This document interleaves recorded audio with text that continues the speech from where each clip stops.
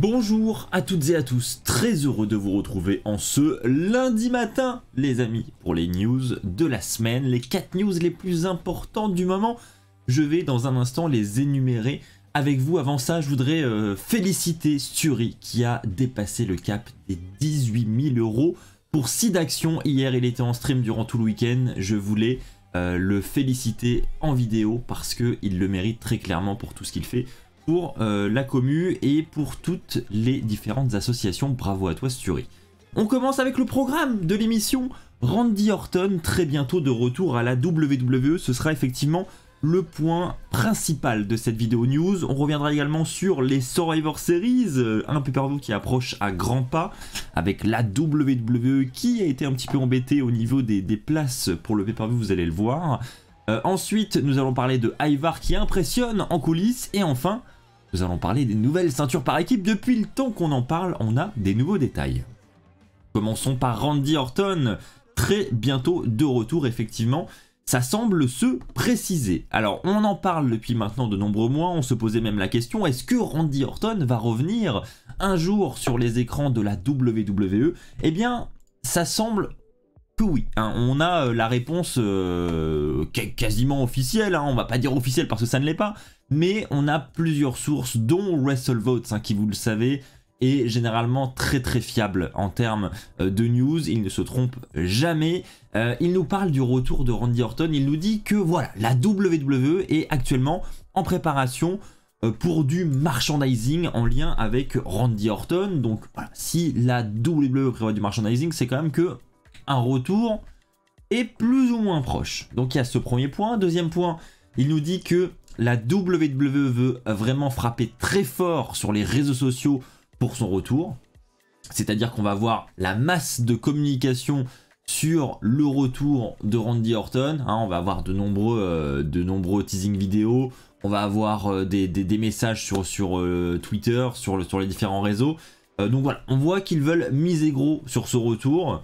Et pour terminer, WrestleVotes nous informe que ce retour est plus que probable pour le week-end des Survivor Series. Alors on dit bien le week-end des Survivor Series, ça ne veut pas forcément dire que ce sera durant le pay-per-view, mais voilà, aux alentours. Donc on est pour une fin novembre en ce qui concerne le retour de Randy Orton. Je vous rappelle qu'il avait été aperçu au Performance Center où il s'entraînait il y a quelques semaines de cela. Donc voilà, il y a quand même plusieurs facteurs qui font que on peut désormais croire à un retour de Randy Orton. Et non, sa retraite n'a pas été précipitée par ses blessures. On espère évidemment qu'il va bien et qu'il a bien suivi les conseils des médecins. Mais on le sait, hein, à la WWE, s'il revient sur le ring, c'est qu'il a forcément eu le feu vert des médecins. Donc voilà le petit récap de la news. C'est une news qui fait extrêmement plaisir en ce lundi matin. Je pense que vous allez partager ma joie dans les commentaires. On continue avec la WWE qui relâche des places pour les Survivor Series. Alors qu'est-ce que c'est que cette histoire? Eh bien déjà pour rappel, hein, les Survivor Series auront lieu le 25 novembre 2023. Ce sera du côté de Chicago, enfin plus précisément du côté de Rosemont dans l'Illinois, à l'Allstate Arena de Rosemont. Donc bon, il y a les rumeurs CM Punk, etc. Voilà, on le sait, potentiellement CM Punk pourrait faire son retour à Survivor Series. On y croit, on n'y croit pas, ça c'est une autre histoire. Mais en attendant, le show était déjà sold out pour les Survivor Series. Alors, l'Allstate Arena, c'est une petite arène hein, d'une dizaine de milliers de places uniquement. On n'est pas sur un stade. Donc, il y avait très peu de places, mais c'était déjà sold out. Et ça, c'est quelque chose que la WWE n'avait pas vraiment anticipé visiblement parce que ils ont revu complètement la configuration de la salle et ils ont ajouté 2784 sièges supplémentaires, ce qui fait désormais que la salle a une capacité de 15 342 fans. Donc voilà, ils ont voulu booster le nombre de places disponibles pour booster les revenus de l'événement. Et ça, c'est assez rare hein, que la WWE chamboule les plans comme ça parce que il est même dit que la WWE aurait revu le stage pour pouvoir placer des gens derrière le stage sans qu'ils aient la vue obstruée. Enfin, voilà, il y a eu visiblement beaucoup de changements pour l'ajout de ces places. Donc ça méritait d'être souligné. Alors est-ce que c'est pour justement une grosse surprise comme le retour de CM Punk que la WWE veut tout simplement un maximum de fans pour un maximum d'ambiance, ou est-ce que c'est tout simplement pour booster les revenus du show? Enfin, voilà, à vous de juger, mais en tout cas, je tenais à vous rapporter cette news, les amis. Parlons de Ivar qui, effectivement, impressionne en coulisses. Il faut savoir que Kofi Kingston et Ivar ont été félicités en coulisses pour leur dernier match à Raw, qui a été très apprécié des producteurs et des officiels. Il faut aussi savoir que, et ça c'est une bonne petite fact, c'était le premier match simple depuis plus de 10 ans, de plus de 10 minutes, pardon, de plus de 10 minutes depuis 5 ans pour Ivar. Donc c'est quand même une fact assez importante, hein. On voit que Ivar est quand même lié à la division par équipe et à son partenaire Eric, et que en solo, bah, malheureusement il n'est pas plus présent que ça. Là il était présent en solo uniquement à cause, entre guillemets, de la blessure de Eric, ce qui lui a permis d'avoir des matchs solo, et il a vraiment impressionné en solo, et ça c'est une news importante parce que on dit que désormais la WWE ne serait pas fermée à organiser des matchs en solo pour Ivar à l'avenir, voire une carrière solo pour Ivar. Alors je ne sais pas ce que vous en pensez, dites-moi dans les commentaires si selon vous une carrière solo de Ivar ça peut fonctionner.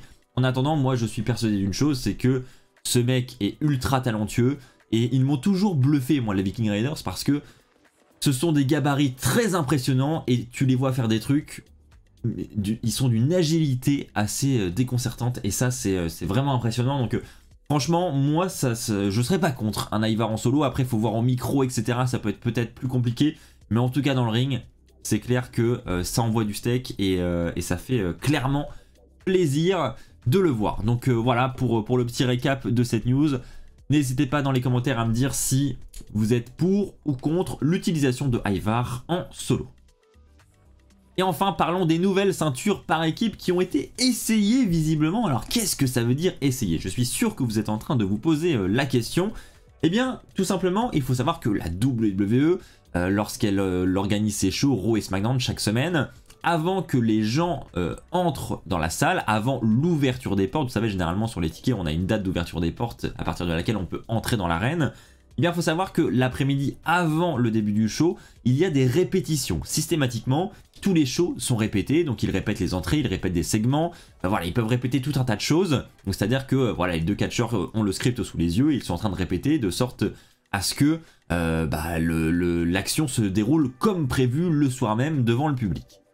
Eh bien, visiblement, ils auraient répété l'introduction de ces nouvelles ceintures par équipe pour voir déjà si elles rendent bien à la caméra, pour voir sur les images si voilà ça rend comme ce qu'ils attendaient de ces ceintures.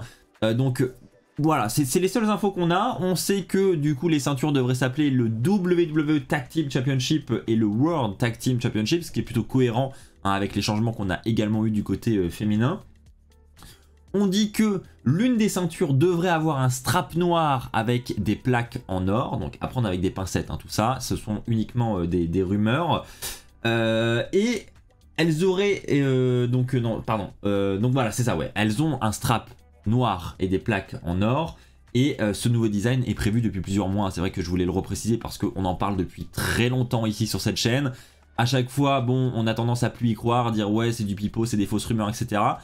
Je reste convaincu que ce ne sont pas de fausses rumeurs, mais que la WWE a mis du temps avant de révéler ses ceintures. Et il faut savoir également que le Judgment Day, ça a été annoncé, ouvrira le show cette semaine. Donc est-ce que c'est pour la révélation de ces nouvelles ceintures, sachant que les nouvelles ceintures ont été répétées entre guillemets la semaine précédente? Peut-être qu'il peut y avoir un lien, mais ça on le saura ce soir en direct lors d'Euro, les amis. C'est ainsi que s'achève cette vidéo WWE News, j'espère qu'elle vous aura plu, j'espère que vous avez appris de belles choses à mes côtés, on se retrouve très vite pour de nouvelles vidéos, d'ici là portez-vous bien les amis, et n'oubliez pas, soyez toujours très fiers d'être fan de catch, on se retrouve demain pour la review d'Euro. Allez, ciao bye bye.